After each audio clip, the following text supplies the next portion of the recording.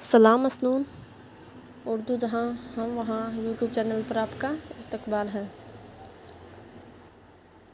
آج ہم پڑھیں گے UGC نیٹ JRF اردو کے سلیبس میں شامل چھٹی اکائی، جس میں اردو ناول اور اردو افسانے شامل ہیں۔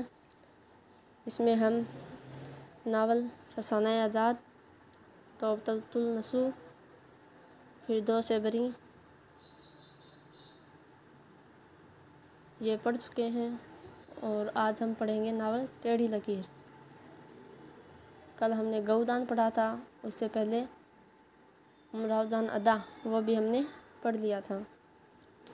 تو عصمت چغتائی کا مشہور ناول ٹیڑھی لکیر پڑھیں گے۔ پہلے ہم عصمت چغتائی ان کے بارے میں جانیں گے، اس کے بعد ان کا ناول ٹیڑھی لکیر وہ پڑھیں گے۔ تو دیکھیے، اصل نام عصمت چغتائی خانم عرف چنی بیگم۔ یاد رکھیں، اگر پوچھ لیا جائے کہ چنی بیگم کس کا نام ہے تو عصمت چغتائی کا ہی نام ہے، چنی بیگم، یاد رکھیں۔ ان کے والد کا نام مرزا قسیم بیگ اور والدہ کا نام نصرت خانم۔ عصمت چغتائی کی ولادت 21 اگست 1915 بدایوں میں ہوئی اور وفات 12 اکتوبر 1991 کو ممبئی میں ہوئی۔ ان کے نانا کا نام مرزا امراؤ علی، جو ایک مشہور ناول نگار تھے۔ بڑے بھائی کا نام عظیم بیگ چغتائی، ان کے اوپر عصمت چغتائی نے دوجکی کے نام سے خاکہ بھی لکھا ہے، عظیم بیگ چغتائی کا، جو ایک مشہور طنز و مزاح نگار تھے۔ عصمت چغتائی نے دوجکی کے عنوان سے خاکہ لکھا، یاد رکھیں۔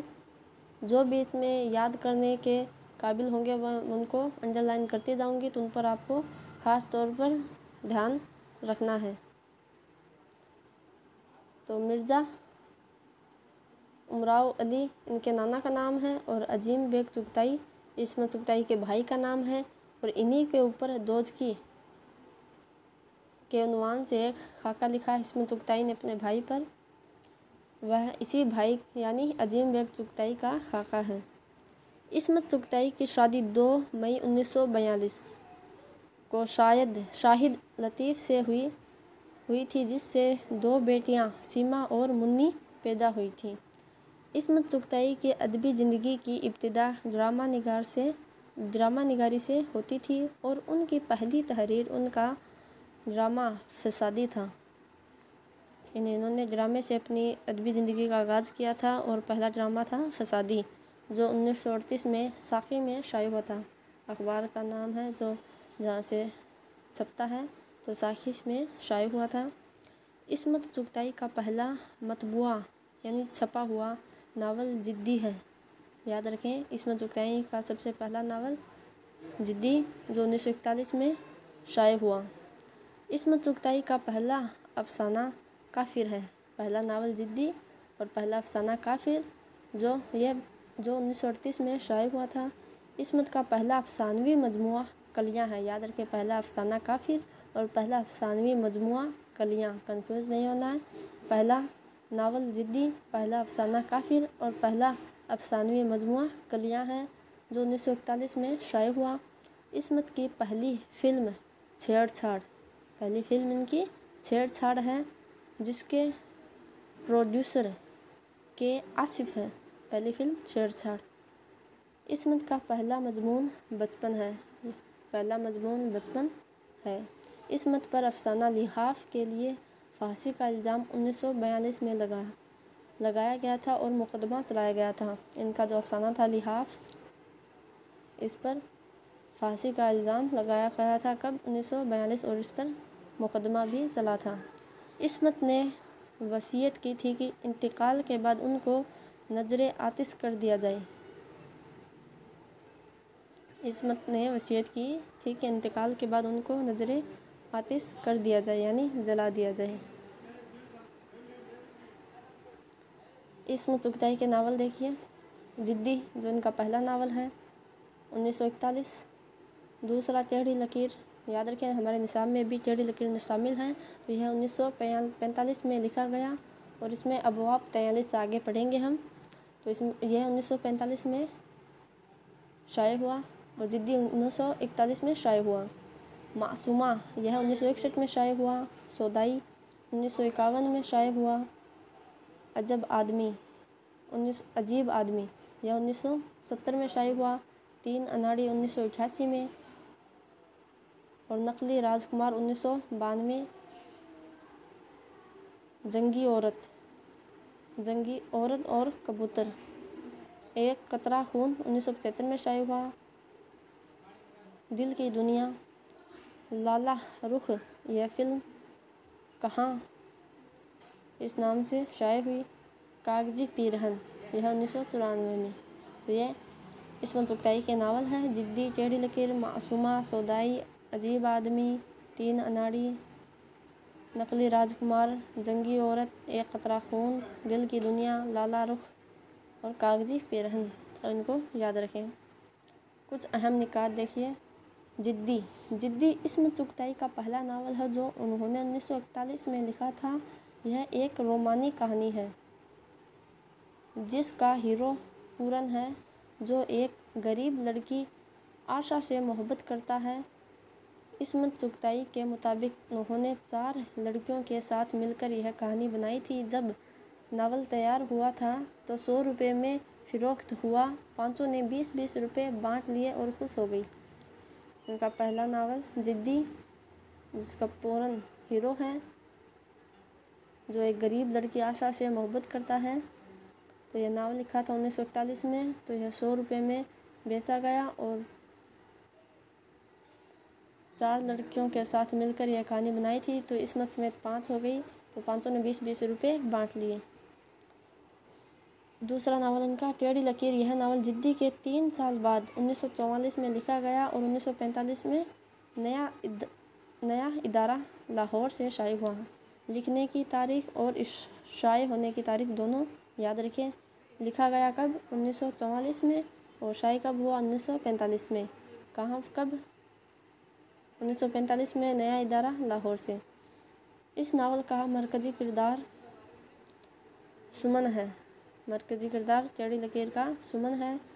हालात ने पे दर पे उस लड़की को ऐसे चरके लगाए कि उसके मिजाज में टेढ़ पैदा हो गई और उसकी फितरत मस्क होकर रह गई। और इसमें 43 अबवाब हैं। मासूमा यह इस्मत का तीसरा नावल है जो 1941 में शाये हुआ। यह नावल हैदराबाद के पस मंज़र को लेकर मुंबई के माहौल पर लिखा गया है। मासूमा फिल्मी दुनिया और उससे वाबस्ता लोगों की हकीकी ज़िंदगी को पेश करता है। सौदाई यह नावल पहले बुज़दिल के नाम से 1951 में फिल्माया जा चुका था। सौदाई को पहले बुज़दिल के नाम से फिल्म इंडस्ट्री में 1951 में फिल्माया गया था। फिल्म की कामयाबी को देखते हुए इस्मत ने उसे सौदाई का नाम दिया।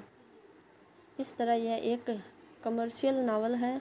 इसमें मासूमा को मुंबई के हालात मासूमा से नीलोफर बना देते हैं।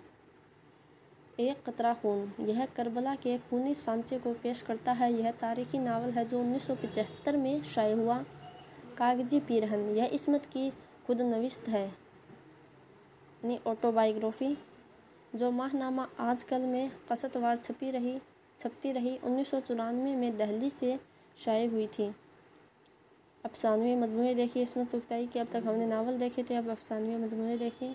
कलियाँ 1941 इसमें 13 अफसाने और 4 ड्रामे हैं। यह पहला अफसानवी मजमूआ है। चोटें 1942 एक बात 1946 इसमें 13 अफसाने हैं। छुई मुई 1952 इसमें 9 अफसाने हैं। 2 हाथ 1955 इसमें 8 अफसाने हैं। शैतान, बदन की खुशबू, धानी बागपन, अमरबेल, थोड़ी सी पागल, आधी औरत आधा ख्वाब। रिपोर्ताज मुंबई से भोपाल तक याद रखें। इस्मत चुगताई का यह रिपोर्ताज है। अगर पूछ लिया जाए एग्ज़ाम में कि इस्मत चुगताई के रिपोर्ताज का क्या नाम है तो मुंबई से भोपाल तक। मरकज़ी किरदार देखिए नावल टेढ़ी लकीर के। सुमन जो नावल टेढ़ी लकीर की हीरोइन है वही सबसे जानदार, मुतहरिक और फ़आल किरदार है। मंजू सुमन की बहन, नूरी मंजू की बेटी का नाम। منو نوری کا بھائی، نوری اور منو دونوں منجو یعنی سمن کی بہن کے 2 بچے ہیں۔ مس چرن جو استادنی ہے، اسی نے سمن کو استعمال کرتی پکڑی گئی تھی اور نکال دی گئی تھی۔ مس ممتاز جو استادنی ہے، اسی نے سمن کو نیچے کلاس میں کر دیا تھا۔ رسول فاطمہ اور نجمہ دونوں سمن کی دوست ہیں جو ہم جنسی میں مبتلا رہتی ہے۔ بلقیس سمن کی دوست ہے۔ رشید بلقیس کا بھائی جس سے سمن عشق کرتی ہے۔ پریما ایک ہندو لڑکی ہے جو سمن کی امریکن مشنری کالج کی دوست ہے۔ رائے صاحب پریما کے والد جو سمن پر عاشق ہیں۔ روفی ٹیلر ایک برطانوی انگریز ہے جس سے سمن شادی کر لیتی ہے اور اس کے بچے کی ماں بنتی ہے۔ اب ٹیڑھی لکیر سے کچھ سوالات دیکھتے ہیں۔ کس کی شاعری رومان اور انقلاب کا حسین سنگم ہے؟ یعنی کس کی شاعری رومان اور انقلاب کا حسین سنگم ہے؟ تو فیض احمد فیض۔ فیض احمد فیض کب پیدا ہوئے؟ 1911 عیسوی میں، اور ان کی وفات ہوئی 1984 عیسوی میں۔ اس پر شارٹ ویڈیو بھی میں نے اپلوڈ کر دیے ہیں سبھی پر۔ فیض احمد، علامہ اقبال، جوسم علی آبادی، ساحر لدھیانوی، شفیق فاطمہ شیرا، اکبر الہ آبادی، اسماعیل میرٹھی، محمد حسین آزاد، الطاف حسین حالی، ان سب پر شارٹ ویڈیو بھی اپلوڈ کر دیے گئے ہیں، تو آپ ان کو بھی ضرور دیکھیں اور نوٹس بنائیں۔ ان کی تاریخ پیدائش، تاریخ وفات کب ہوئی، کہاں ہوئی، کون سی نظمیں ان کی شامل ہے، کون سی مشہور تصنیف ہے، وہ سب میں نے اپلوڈ کر دیا ہے، تو ان کو ضرور دیکھیں، پڑھیں اور یاد کریں۔ تو ایگزام میں بہت بار اس سے کویشچن پوچھ لیے جاتے ہیں۔ انگریزی کی شعری روایت کو پرتو کس کی غزلوں میں نظر آتا ہے؟ تو فراق گورکھپوری کی غزلوں میں۔ فراق گورکھپوری کی پیدائش ہے 1894 سے 1982۔ مجموعہ نغز کیا ہے؟ یہ ایک تذکرہ ہے، اور کس کا؟ قدرت اللہ قاسم۔ انشاءاللہ جتنے بھی تذکرے ہیں میر تقی میر کا، جیسے نکات الشعراء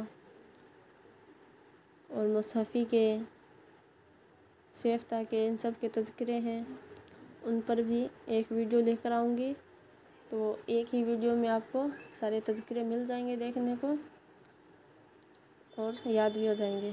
مجموعہ نغز یہ ایک تذکرہ ہے، کس کا؟ قدرت اللہ قاسم کا۔ شعرائے اردو کے تذکرے، یہ کس کی تصنیف ہے؟ یہ حنیف احمد نقوی کی ہے۔ دل اور دلی کا مرثیہ کس کی شاعری کو کہا جاتا ہے؟ دل اور دلی کا مرثیہ میر تقی میر کی شاعری کو کہا جاتا ہے، یاد رکھیں، امپورٹنٹ کویشچن ہے۔ دل اور دلی کا مرثیہ کس کی شاعری کو کہا جاتا ہے؟ تو میر تقی میر کی شاعری کو۔ امراؤ بیگم کس شاعر کی شریک حیات ہے؟ امراؤ بیگم یاد رکھیں مرزا غالب کی۔ دیا شنکر نسیم کے استاد کا نام؟ آتش لکھنوی۔ اردو میں علامہ اقبال کے کتنے شعری مجموعے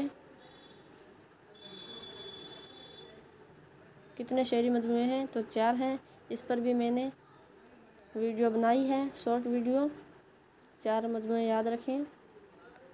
پہلا ہے بانگ